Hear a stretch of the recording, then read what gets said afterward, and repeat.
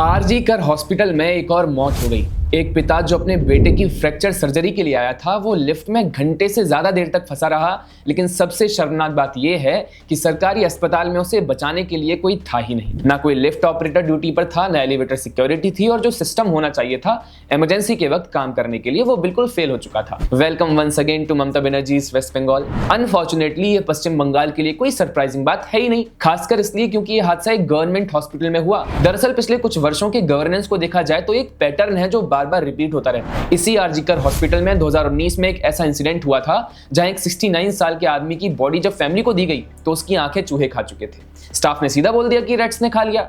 सोचिए, एक इंसान मरने के बाद भी सेफ नहीं है सिस्टम के अंदर। खैर, ये एलिवेटर वाला इंसिडेंट और भी ज्यादा डिस्टर्बिंग तब हो जाता है जब आप पूरा सीक्वेंस समझते हो। एक व्यक्ति, उसकी वाइफ और छोटा बच्चा मदद मांगते रहते हैं, लेकिन वहां ना कोई ट्रेंड स्टाफ था, ना कोई एजेंसी। सिक्योरिटी गार्ड हेडफोन्स लगा करके फोन में बिजी था, और जब हेल्प मांगी गई तो एलिजिडली उन्हें चुप रहने को बोला गया। मतलब एक आदमी अंदर फंसा हुआ है और सिस्टम का रिस्पॉन्स आता है, चिल्लाओ मत। सबसे हैरान करने वाली बात यह थी कि लिफ्ट की चाबी तक हॉस्पिटल के पास नहीं थी, वो पब्लिक वर्क्स डिपार्टमेंट के पास थी। कोऑर्डिनेशन का हाल यह था कि इस इंसान लगभग 2 घंटे तक लिफ्ट के अंदर फंसा रहा, जबकि हॉस्पिटल अपनी तरफ से कह रहा है कि 45 मिनट में रेस्क्यू हो गया। अब देखिए, सच क्या है वो तो जांच के बाद ही पता पड़ेगा, लेकिन जो एक बात क्लियर है वो ये है कि सिस्टम टाइमली रिस्पॉन्स देने में फेल हो चुका है। जब तक डोर खुला, पहले वाइफ और बच्चे को निकाला गया और बाद में अरूप की बॉडी बाहर आई। नाक और मुंह से खून निकल रहा था और वो बच नहीं पाए।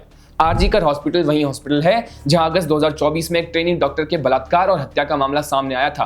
और सिर्फ यही नहीं, इसी हॉस्पिटल में ऑपरेशन थिएटर की सीलिंग गिर चुकी है, जहां डॉक्टर्स पहले से वार्निंग देते रहे कि कंडीशन खराब है। अलग अलग जगहों पर सीलिंग्स पेशेंट्स और स्टाफ के ऊपर गिर रही हैं, और सरकारी अस्पतालों का यह हाल लगभग सब जिले में है। दोस्तों, मिदनापुर जैसे हॉस्पिटल्स में नई माओं को एक्सपायर्ड सलीन दिया जा रहा है और डिलीवरी के बाद बेसिक स्टिचिंग तक डिले हो जाती है, जिससे लोगों की जान चली जाती है। ये सब इंसिडेंट्स अलग अलग नहीं है, ये एक सिस्टम की कहानियां हैं जहां मेंटेनेंस मिसिंग है, अकाउंटेबिलिटी जीरो है और नेग्लिजेंस नॉर्मल हो चुका है। हेल्थ सिस्टम को लिटरली मजाक बना के रख दिया ममता गवर्नमेंट ने। इंफ्रास्ट्रक्चर गिर रहा है, सेफ्टी प्रोटोकॉल्स एग्जिस्ट नहीं करते, और जब ट्रेजेडी हो जाती है तो एक प्रोब कमेटी बना दी जाती है और कुछ दिन बाद सब वापस नॉर्मल हो जाता है। लेकिन ग्राउंड पर कुछ चेंजेस नहीं होते। सवाल सिंपल है कि जब एक बाप अपने बच्चे का इलाज करवाने जाए और खुद सिस्टम की वजह से मर जाए तो उस सिस्टम को हम हेल्थ केयर सिस्टम कैसे कह सकते हैं? और उससे भी बड़ा सवाल यह है कि कितनी और ऐसी मौतें चाहिए होंगी कि तब जाकर के ये ममता सरकार बेसिक सेफ्टी को सीरियसली लेगी।